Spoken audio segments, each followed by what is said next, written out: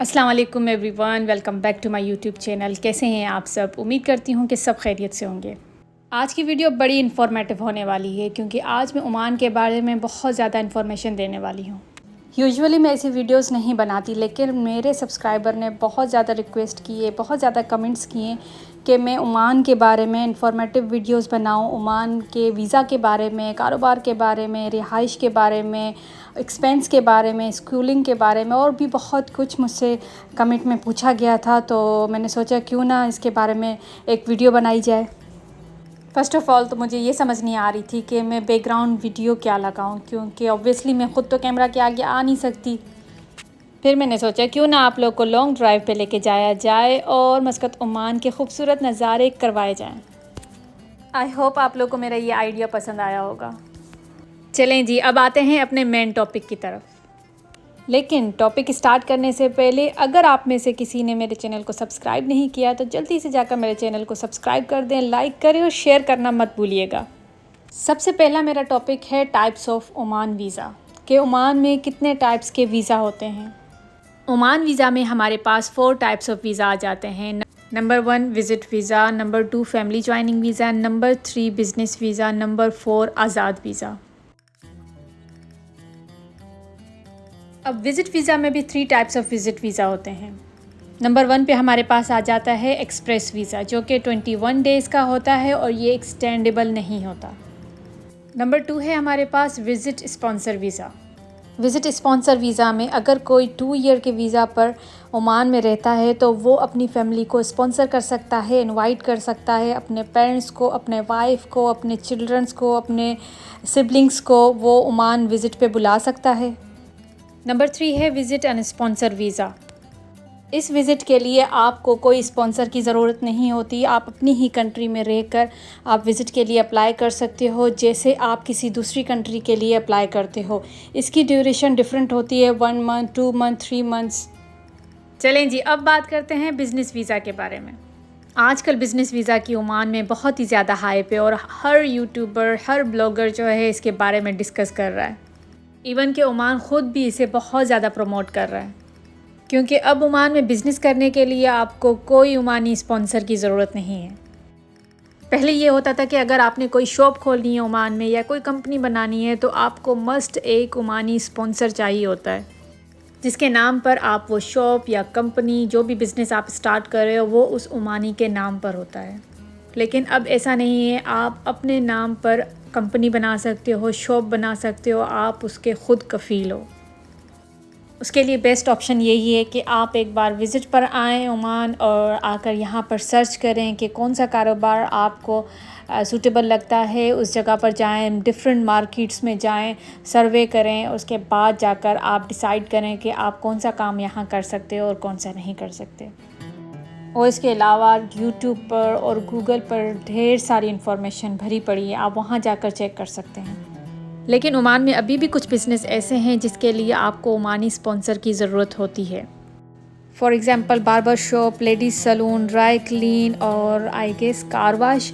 हाँ, आप लोग सर्च कर लें इसके बारे में। अगर आप लोग ने बिज़नेस करना है तो आप लोग सर्च कर लें कि कौन कौन से बिज़नेस हैं जिन पे ओमानी स्पॉन्सर नहीं चाहिए होता। थर्ड टाइप ऑफ वीज़ा है हमारे पास फैमिली ज्वाइनिंग वीज़ा। अगर कोई ओमान में जॉब कर रहा है तो वो अपनी फैमिली को इजीली फैमिली ज्वाइनिंग वीज़ा पे बुला सकता है, जो कि 2 इयर्स का होता है। इसका प्रोसेस बहुत ही सिंपल होता है। जिस कंपनी में आप जॉब कर रहे हो, आप उसी कंपनी के थ्रू अपनी फैमिली का वीज़ा भी अप्लाई कर सकते हो। चलें जी, अब बात करते हैं हमारे लास्ट टाइप ऑफ वीज़ा के बारे में, जो कि है आज़ाद वीज़ा। ये कोई जेन्युइन या ऑफिशियल वीज़ा नहीं है, बल्कि ये एक इलीगल वीज़ा है, जो कि मैं बिल्कुल भी रिकमेंड नहीं करूँगी। बेसिकली आज़ाद वीज़ा होता क्या है? कुछ लोगों के पास अपनी कंपनी या शॉप के एक्स्ट्रा वीज़ा होते हैं जिन पर उनको वर्कर नहीं चाहिए होते, तो वो क्या करते हैं, उस वीज़ा को डबल ट्रिपल कीमत में सेल करते हैं। कुछ लोग तो सेल के पर्पज़ से अपनी कंपनी या शॉप के नाम पे वीज़ा निकलवाते हैं ताकि उसे भारी कीमत में सेल करके उससे प्रॉफिट हासिल किया जाए। इवन कि समटाइम किसी के पास अगर हाउसमेड या हाउस हेल्पर का वीज़ा होता है, वो भी वो लोग सेल कर देते हैं।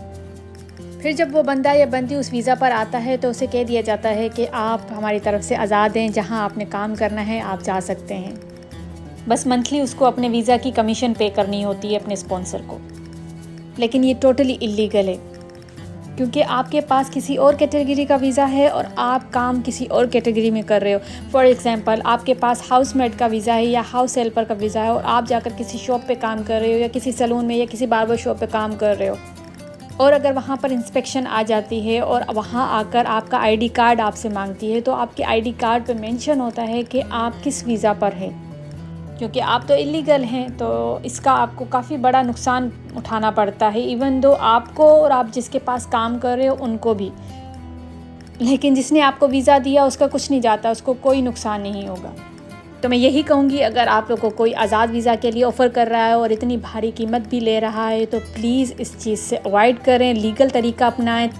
अगर आपको अपनी कंट्री में रहकर वर्क वीज़ा नहीं मिल रहा, तो बेस्ट ऑप्शन ये है कि आप विज़िट वीज़ा पर आएँ। यहाँ आकर आप जॉब सर्च करें, इंटरव्यूज़ दें, और जब आपकी जॉब कंफर्म हो जाए तो आप इजीली अपने विज़िट वीज़ा को वर्क वीज़ा में कन्वर्ट कर सकते हैं। इसके लिए आपको ओमान से एग्ज़िट होने की कोई ज़रूरत नहीं।